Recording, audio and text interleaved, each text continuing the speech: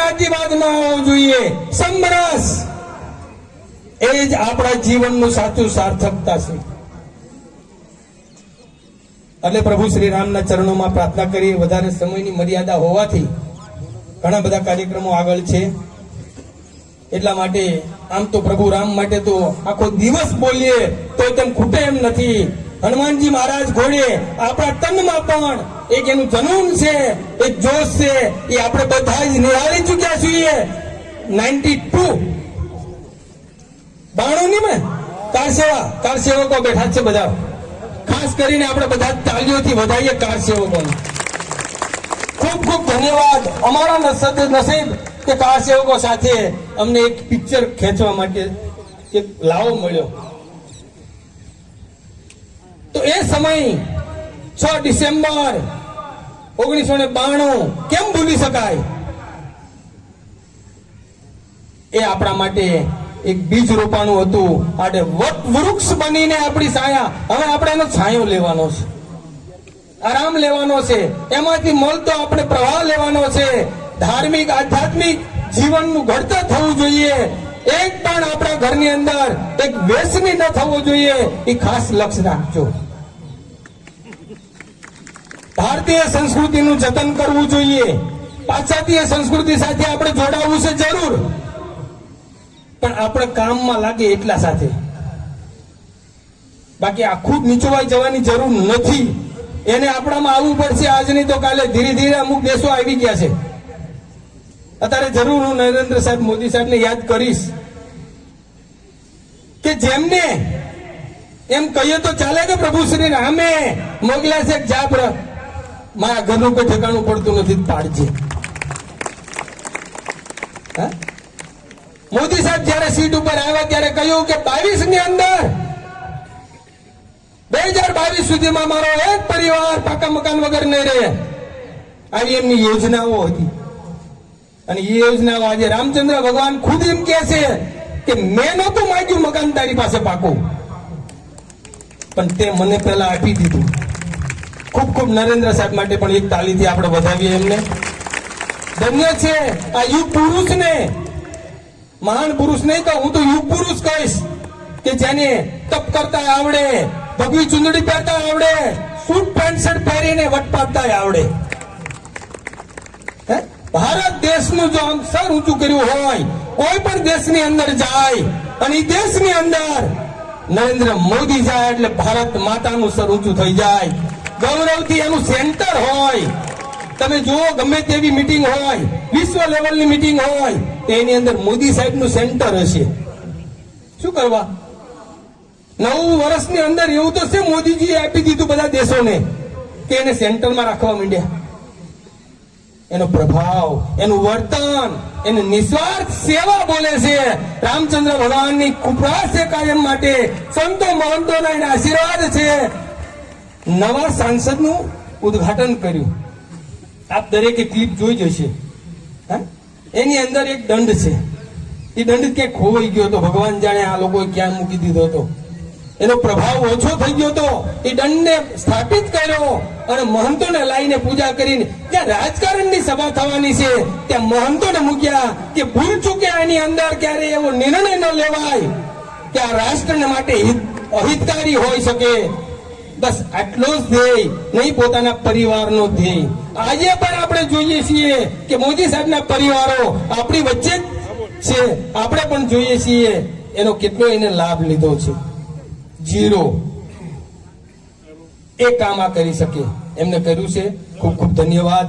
પ્રભુ શ્રી રામના ચરણોમાં પ્રાર્થના કરીએ. રામ લક્ષ્મણ જાનકી અને જય બોલો હનુમાન કી. કેમ ભૂલી શકાય? એક નારા સાથે અમારી વાણીને વિરામ આપીશ. રામ લક્ષ્મણ જાનકી જય બોલો હનુમાન કી. બધાના હાથ ઊંચા હોવા જોઈએ. બહેનો તો તત્પર છે, ભાઈઓમાં 0 છે. રામ લક્ષ્મણ જાનકી જય બોલો હનુમાન કી. રામ લક્ષ્મણ જાનકી જય બોલો હનુમાન કી. ખૂબ ખૂબ ધન્યવાદ. હવે બધાને તમારી એન્ટ્રી થઈ ત્યારે 1-2 વસ્તુ આપવામાં આવી છે. દરેક ભક્તોને મળી ગઈ છે. હનુમાન ચાલીસા અને એક ભગવાનનું સ્ટીકર. એ બંને 2 હાથમાં ઊંચા કરશો. એક ફોટોગ્રાફી ભગવાનની લઈ લઈએ સરસ મજાની કે અમે પણ આમાં એક સહભાગી બન્યા હતા. અમે સૌભાગી છીએ અને સૌભાગી હંમેશા રહેશું. આ યાત્રાની અંદર અમારો અવિરત પ્રયત્ન ચાલુ રહેશે. ક્યારેય પણ આ પ્રયત્નને અમે થંભવા નહીં દઈએ. દરેક જણા બે હાથ ઊંચા કરશે અને એની અંદર હનુમાન ચાલીસા સ્ટીકર જે કંઈ મળ્યું છે આપણે ઊંચું કરીશું અને દર્શાવશું કે અમે આ જે કંઈ અમારી સેવા ચાલી રહી છે એની અંદર અમે સહભાગી છીએ. અસ્તુ. જય શ્રી રામ. જય શ્રી રામ. ખૂબ ખૂબ ધન્યવાદ. જય શ્રી રામ. ધન્યવાદ શાસ્ત્રીજી. હવે શ્રી બ્રિજેશભાઈ અને ધર્મ જાગરણ ગતિવિધિનું વિભાગનું કાર્ય શ્રી ભાવેશભાઈ પટેલ જોઈ રહ્યા છે. એ કાર્યની જવાબદારી વિભાગ સંયોજક તરીકેની એમની છે અને વિભાગની અંદર મહેસાણા, વિસનગર, પાટણ અને રાધનપુર 4 જિલ્લાઓનો સમાવેશ એની અંદર કરવામાં આવે છે. શ્રી ભાવેશભાઈ પટેલ આપણને પ્રાસંગિક ઉદ્બોધન આપશે.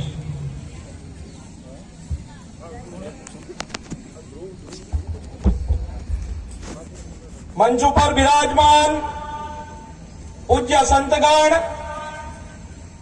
વિશ્વ હિન્દુ પરિષદના જિલ્લા અધ્યક્ષ, સૌ કાર સેવક બંધુઓ, પૂજારીગણ, સંતગણ અને સૌ હિન્દુ બંધુ બાંધવો, માતૃશક્તિના ચરણોમાં આ તબક્કે વંદન કરી આપનું સ્વાગત કરું. એ દિશાની કલ્પના અને જે આજે સાકાર થઈ રહ્યું છે એની વાત મૂકવાનો મારા ભાગે વિષય આવ્યો છે. બહુ લાંબો સમય લેવાનો નથી, પરંતુ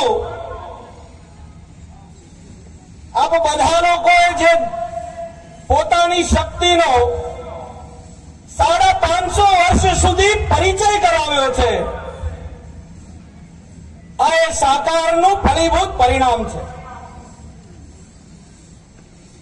આપણે બધા કહીએ, પૂજ્ય સંતોગણો, મહેન્દ્રભાઈએ વિષય મૂક્યો, કલ્પના આપણે કરી શકીએ, તેમ છતાં મંદિરો, દેવાલયો ખંડિત કેમ થયા? એક પંક્તિમાં કેવું છે મારે, हिंदू भाव को जब जब भूले, हिंदू भाव को जब जब भूले, आई विपद महान, भाई छूटे धरती कोई, मीटे धर्म संस्थान. धर्म संस्थानो नाश पाम्या, भाई भाई थी विखूटा પડ્યા અને અન્ય ધર્મ સ્વીકારીને અન્ય ધર્મોમાં ગયા. જે આજે એક વિદ્રોહી શક્તિ બનીને આપણો જ બંધુ આપણી સામે ઉભો છે. ક્યારેક સતલાસણા, મુમનવાસ, તોતા, અમીરગઢ, ઇકબાલગઢ વિસ્તારોમાં જજો તો કોઈ કહેશે કે અમે પહેલા આ હતા પણ હવે વકલઈ ના બની ગયા. એ કેમ? તો આપણે હાથ લાંબો નહીં કર્યો ત્યારે હાથ છૂટતો ગયો અને આપણાથી વિભાજિત થયા. અને આવી શક્તિઓ જયારે આ દેશમાં પ્રભાવી બની ત્યારે ધર્મસ્થાનો નાશ પામ્યા. ત્યારે અકબરના શાસનમાં અને ત્યારબાદ એક હારમાળા ચાલી 1528માં એક મલેચ્છ વિધર્મી મીર બાકીએ ભગવાન રામનું મંદિર ધ્વંસ કર્યું. એ ધ્વંસ કરવાના પાછળના પણ એમના આશયો હતા કે આ દેશની જનશક્તિની શક્તિ શું છે?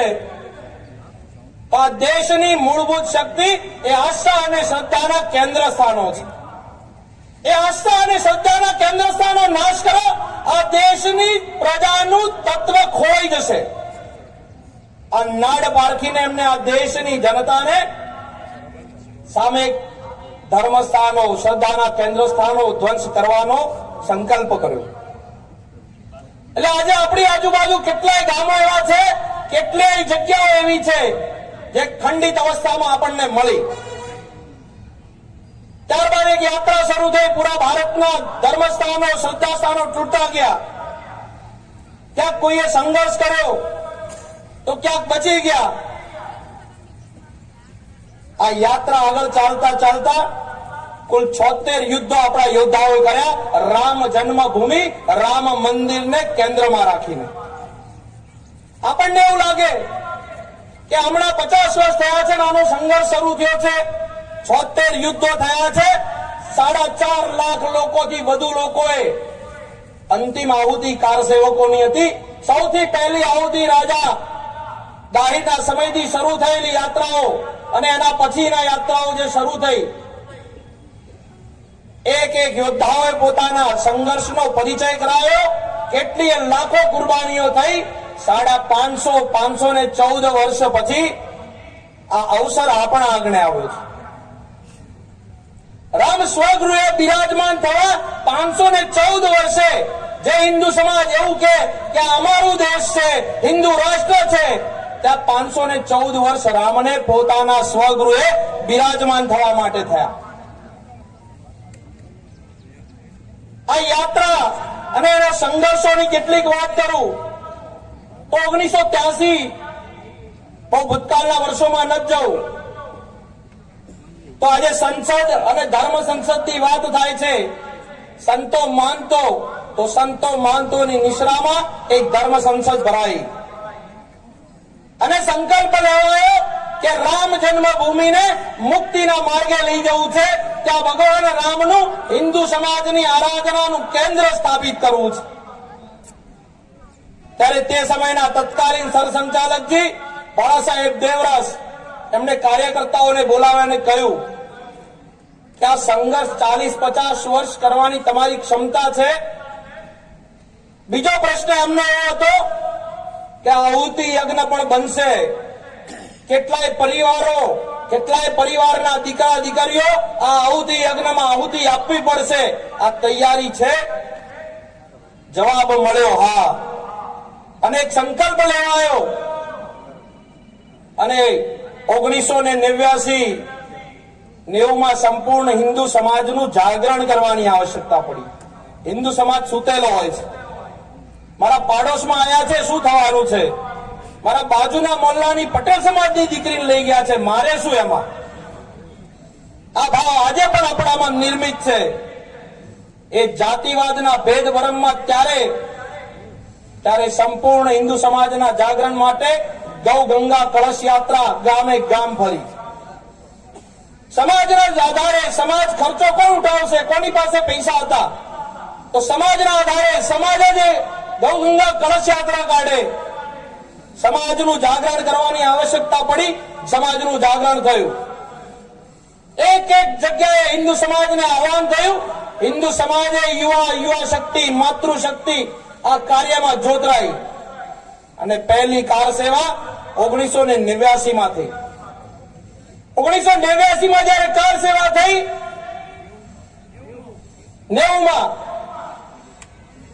89માં નો સંકલ્પ લેવડાયો, 90માં એક કાર સેવા થઈ. ત્યારે તત્કાલીન ત્યાંના સરકારોમાં મુલાયમસિંહ યાદવની સરકારે લાખો કાર સેવકો ઉપર અંધાધૂંધ ગોળીબાર કરાયો અને એક જ માના 2 દીકરાઓ શરદ કોઠારી, રામ કોઠારી બંધુએ સૌથી પહેલી એ કાર સેવામાં શહાદત આપી. અને માના શબ્દો હતા કે ભગવાન રામે મને 2 દીકરા આપ્યા છે, હજુ પણ જેટલા દીકરા આપ્યા હોત આ રામ માટે, રામના કામ માટે હું સમર્પિત કરો. ત્યારબાદ હિન્દુ સમાજમાં નિરસ્તાનું વાતાવરણ પેદા થયું. કેટલાય કાર સેવકોએ પોતાના જીવ ગુમાવ્યા હતા. ફરીથી ધર્મ સંસદ ઉડીપુરમાં ભરાઈ અને 1992માં બીજી કાર સેવા કરવાનો સંકલ્પ નિર્ધાર કર્યો. ત્યારે કોઈને એવું કહેવામાં નતું આવ્યું કે તમે હથિયાર લઈને આવજો, તમે ગૈણ લઈને આવજો, કુહાડી લઈને આવજો. એક કાર્યકર્તા ત્યાં આવ્યા. કોઈ 200 માઇલ 400 માઇલ અયોધ્યાની સરહદો સીલ કરવામાં આવી. 400-500 માઇલ હિન્દુ સમાજના યુવકો, જનશક્તિ, આચાર્ય ગિરિરાજ કિશોર, અશોકજી સિંઘલ, વિશ્વ હિન્દુ પરિષદ સંઘના ભગીની સંસ્થાઓના કાર્યકર્તાઓ, સાધ્વી ઋતુંબરા દીદી, નામી અનામી કેટલાય લોકોના નેતૃત્વમાં એક કાર સેવા શરૂ થઈ. કોઈ પણ સૂચના વગર માત્ર કલાકોની ગણતરીમાં એ ઢાંચો ધ્વસ્ત થયો હતો.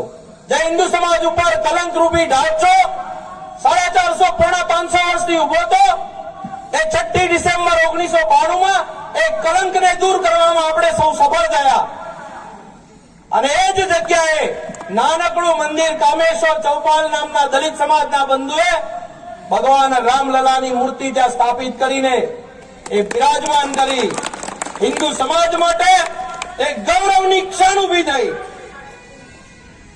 એ 6 ડિસેમ્બર 1992 થી ભગવાન રામને પોતાના સ્વગૃહે સારા મંદિરમાં બિરાજમાન થવા માટે આજે 50, 40, 50, 30, 35 વર્ષનો સમય થઈ ગયો. કેટલીય કોર્ટ 1949 થી નિર્મોહી અખાડા, જુદા જુદા સંતો મહંતો અને વકફ બોર્ડ સામે આવા કેસો 1949 થી દાખલ થયા. જ્યુડિશિયરી મેટરો બની. ફૈઝાદાબાદ કોર્ટ, ઇલાહાબાદ કોર્ટ, ત્યારબાદ સુપ્રીમનું એક જજમેન્ટ આવ્યું 2020માં. અને જે પણ પરિણામ આવે, વિશ્વ હિન્દુ પરિષદ, સંઘના ભગીની સંસ્થા અને સંપૂર્ણ હિન્દુ સમાજને આહવાન થયું 2020માં ચુકાદાના દિવસે કે કોઈએ ફટાકડો પણ ફોડવાનો નથી. ત્યારે સૌ હિન્દુ સમાજના મનમાં આશ્ચર્ય થયું કે આવો આદેશ કેમ? આપણી તરફેણમાં ચુકાદો આવે તો પણ ફટાકડો નહીં ફોડવાનો. તેમ છતાં કોઈએ પ્રશ્ન કર્યા વગર સંપૂર્ણ હિન્દુ સમાજે એનું અક્ષરશઃ પાલન કર્યું. અને આદેશ થયો કે જ્યારે એની ઉજવણીનો વખત આવશે ત્યારે આપણે સંપૂર્ણ સમાજને જાગરણ યાત્રાના માધ્યમથી આહવાન કરશું. અને 2020માં એ ચુકાદો હિન્દુ સમાજની તરફેણમાં આવ્યો. રામ પોતાના સ્વગૃહે જ્યાં રામનો જન્મ થયો હતો, સરયુના કાંઠે, ત્યાં જ રામ બિરાજમાન થશે એવો ઓર્ડર કર્યો કોર્ટે. પરંતુ એ કોર્ટે ઓર્ડર નહોતો કર્યો, એ સંપૂર્ણ હિન્દુ સમાજની જનશક્તિની 514 વર્ષની સાધનાનું પરિણામ હતું. ત્યારબાદ એક નિર્ધાર થયો કે મંદિર બનાવવું કેવી રીતે. જયારે 1992માં 6 ડિસેમ્બરે જયારે આ ધ્વંસ થયું ત્યારે એને એક ડેમો તૈયાર કર્યો હતો કે મંદિર આ પ્રકારનું બનશે. ત્યારે એક રામ જન્મભૂમિ તીર્થ ક્ષેત્ર નામની સમિતિ અસ્તિત્વમાં આવી. કહ્યું હોત તો કેટલાક નેતાઓ પણ આ મંદિર બનાવી દે. ત્યાં દિલ્હીમાં એક બિરલા મંદિર છે, એક કંપનીએ બનાવેલું છે, એટલે એને રાધાકૃષ્ણ મંદિર છે, લક્ષ્મીનારાયણ મંદિર છે, પણ આપણે ઓળખીએ અને બિરલા મંદિર. આ મંદિરને એવી ઓળખ નહોતી આપવી. ત્યારે એ ઓળખ આપવા માટે એ મંદિર કોનું? તો સંપૂર્ણ હિન્દુ સમાજના એક એક જનનાયકનો, એક એક છાપરામાં રહેતા બંધુ બાંધવનો પણ સહયોગ. ત્યારે 2020માં એક અભિયાન ચાલ્યું 45 દિવસનું, રામ જન્મભૂમિ મંદિર નિર્માણ નિધિ અભિયાન. અને એક એક ઘરેથી 1 રૂપિયાથી માંડીને અબજો રૂપિયા, 1 પણ રૂપિયાની તકતી માર્યા વગર રામ જન્મભૂમિ તીર્થ ક્ષેત્રના ખાતામાં અંદાજ હતો 800-900 કરોડનો, 2362 કરોડ રૂપિયા આવે. જોગાનું જો કે એ જ મંદિરની નીચે જયારે મંદિરનું ખોદકામ શરૂ થયું, એનું સોઇલ ટેસ્ટિંગ શરૂ થયું, ત્યારે જે કોર્ટો આપણી પાસે પુરાવા માંગતી હતી, મંદિરના પાયા ખોદવાનું શરૂ થયું, 200 ફૂટ સુધી એનો બેઝ નીચે બનાવવાનું શરૂ થયો, ત્યારે જૂના મંદિરના અવશેષો પણ મળ્યા. કંઈક નક્કી થયું કે એનું પણ એક મ્યુઝિયમ બને અને વિશિષ્ટ આકારનું મંદિરના ડિઝાઇનમાં બદલ કરીને મંદિર બનાવવાનો સંકલ્પ કર્યો અને મંદિર આજે નિર્માણ થઈ રહ્યું છે. ત્યારે યાચી દેહી યાચી ધોળા આ જન્મે અને આ જ આંખે આપણા બધાના નસીબમાં એ જોવાનું આવ્યું છે. એવા કેટલા કારસેવકો છે કે જેના નસીબમાં જોવાનું નથી આવ્યું, પરંતુ એમના પુણ્યાત્માઓના ફળ પ્રતાપે, એ સંઘર્ષ વીરોના ફળ પ્રતાપે આપણા નસીબમાં આવ્યું છે. ત્યારે આ અયોધ્યાથી આવેલા પૂજક થયેલા અક્ષત, આપણા જ્યાં પહેલા પરંપરા હતી આમંત્રણ આપવા જઈએ ત્યારે ચોખા આપવા, એ પૂજન થયેલા સ્વયં રામ આપણા ઘરમાં જયારે બિરાજમાન થવા અયોધ્યાથી અહીંયા સ્વયં આવ્યા છીએ, ત્યારે એક એક હિન્દુ સમાજનું બંધુ બાંધવનું ઘર જ્ઞાતિ જ્ઞાતિના ભેદ વગર આપણાથી છૂટે અને પોતાના ગામની યોજના સારી બને, ઠીક બને, એક એક હિન્દુ પરિવાર પોતાના ઘરે ભોજન બનાવીને જમે, સાથે ગામ ન જમતું હોય તો એ ગામડાઓ એક પંક્તિમાં જમતા થાય. કેટલાય બંધુ બાંધવોને આઝાદીના 75 વર્ષ પછી મંદિરમાં પ્રવેશ નથી. તો આવા પ્રસંગોએ આપણે સંકલ્પ લઈ શકીએ કે ચાલો આજથી આ મંદિર સંપૂર્ણ હિન્દુ સમાજના બંધુ બાંધવો માટે ખુલ્લું છે. આ ગામે ગામ આ પ્રયત્ન પણ કરવા પડશે કે જે વિશિષ્ટ યોજનાઓ આપણા સુધી પહોંચી જ છે. તો આવનારી આ 22 તારીખને આજે ઘણા ગામડાઓ ખૂબ ઉત્સાહથી ડીજેના તાલે અહીંયા આવ્યા છે. કોઈ પોતાના ગામમાં જઈને નગરયાત્રા શોભાયાત્રાઓ કાઢવાના છીએ. એ કળશને 2 દિવસ કોઈ મંદિરમાં ગામ લોકોની પૂજા માટે રાખજો અને ત્યારબાદ એનું વિતરણ શરૂ કરજો, જેથી કરીને સંપૂર્ણ સમાજના પ્રત્યેક જનમાનસ સુધી એને લાભ મળે. અને આ ઉત્સવની ઉજવણી કરતા કરતા 22 તારીખે આપણા ગામમાં શું સારું કરી શકીએ, ગામ માટે જે ભગવાન રામે કલ્પના કરી હતી રામ રાજ્યની, એ રામ રાજ્ય આપણા ગામથી શરૂઆત કરીએ. એટલે રામના પાત્રમાં, રામાયણ જોયું હોય બધાએ, તો રામના પાત્રમાં કેવટ પણ છે, કન્યા હનુમાન પણ છે અને માતા આદિવાસી સમાજની માં સબરી પણ છે. એટલા માટે પાત્રો રામના તરફથી એટલા માટે આપની સમક્ષ ટાંકું છું કે આજે આ જ દેશનો, આપણા જ વચ્ચેનો આદિવાસી સમાજ આપણે નથી સ્વીકાર્યો, દલિત બંધુઓને આપણે નથી સ્વીકારી શક્યા, ત્યારે સ્વધર્મ છોડીને અન્ય ધર્મમાં જઈ રહ્યા છે અને આપણો જ બંધુ આપણી સામે આવીને ઉભો છે. આજે ડાંગ, ધરમપુર, કપરાડા વિસ્તારમાં જજો, સ્વામીશ્રીને હનુમાનજીના મંદિરો કેમ બનાવવા પડે છે? તો ત્યાં હનુમાનજીના મંદિરો નથી, ગામની પાદરે સાંટા બેઠો છે.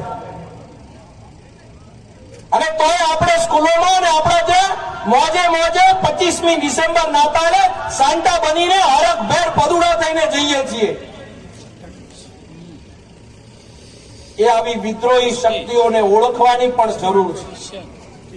વધારે વાત નથી કરતો, તો આ પ્રસંગને આપણે સૌ લોકો, સંઘ વિશ્વ હિન્દુ પરિષદ, સંઘની વિવિધ ભગીની સંસ્થા, સંપૂર્ણ હિન્દુ સમાજના આધાર ઉપર જયારે આ પ્રસંગ આપણે ઉજવવા જઈ રહ્યા છીએ, હજુ પણ ક્યાંક કોઈ નાની મોટી સોસાયટી, ગામ, મોહલ્લો, ઘર કોઈ યોજના બનાવવાની બાકી હોય, આપણી પાસે 22 દિવસનો પૂરતો સમય છે.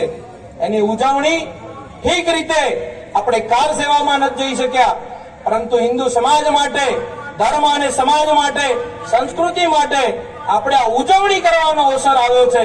એમાં કે આપણે પાછી પાની ન કરીએ અને આપણે બધા અહીંયાથી ગામસ હમણાં બોલાશે એમ ગામના યજમાનો વધુ લોકો ના આવતા પોતાની પોથી અને પોતાના કળશ અહીંયાથી સૂચના આપશે એમ આપણે બધા સ્વીકારી આપણા ગામ તરફ પ્રયાણ કરીએ અને 22મી તારીખે આની ખૂબ જોરશોરથી આટલું તો બધાએ કરવાનું જ છે. પોતાના ગામોમાં સવારે પ્રત્યેક ઘર આગળ એક તોરણ બંધાય, 22 તારીખે પ્રત્યેકના ઘર આગળ એક રંગોળી પુરાય અને બપોરે ગામ જો ભેગું થઈને ન જમી શકે, સામૂહિક કોઈ મોહલ્લો ભેગો થઈને જમે તો પણ ચાલે, અથવા પોતાના ઘરે તો મિષ્ટાન બને ને બને એને આડા દિવસે બનાવતા હોઈએ છીએ. તો આ ઉજવણીને એ રીતે સાકાર કરીએ અને સાંજે પ્રત્યેક હિન્દુ સમાજના ઘર આગળ, પોતાના ઘરે, ઘરની આગળ 5 દીપક સંધ્યા સમયે સંપૂર્ણ ગામ લોકો એક સમય નક્કી કરીને બધા જ પોતાના ઘર આગળ પ્રગટાવીએ. આટલું કરીએ અને અહીંયાથી આપણે બધા આ સંકલ્પ લઈને છૂટા પડીએ. એક જયકારો કરાવું છું, જય જય શ્રી રામ. બધાએ જય જય શ્રી રામ બોલવાનું છે. એના પછી બોલીશ જયકારા વીર બજરંગી, હર હર મહાદેવ, જય જય શ્રી રામ. હજુ પણ શક્તિ અર્જિત કરીને કાર સેવામાં નથી ગયા, કાર સેવક બની શકીએ એ ભાવ સાથે જય જય શ્રી રામ.